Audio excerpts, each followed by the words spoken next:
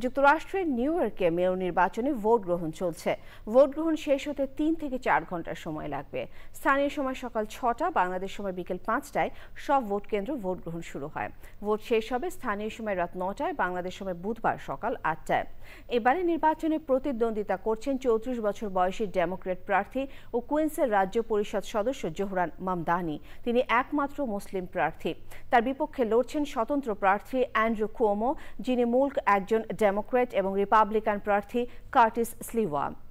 জরিপে দেখা গেছে মামদানি বাকি দুজনের তুলনায় এগিয়ে রয়েছেন। মামদানি এগিয়ে থাকায় মার্কিন প্রেসিডেন্ট ডোনাল্ড ট্রাম্প নতুন অসন্তুষ্ট হয়েছেন। তিনি নিউ ইয়র্ক সিটির ফেডারেল তহবিল বন্ধ করার ঘোষণা দিয়েছেন এবং তার সমর্থকদের কুওমোকে ভোট দেওয়ার আহ্বান জানিয়েছেন। নিউ ইয়র্কে 4 বছর পর পর মেয়র নির্বাচন হয়। একজন ব্যক্তি সর্বোচ্চ 2 মেয়াদে দায়িত্ব পালন করতে পারেন। এবছরের নির্বাচনে বিশেষভাবে নজর কেড়েছে ত্রিমুখী লড়াই।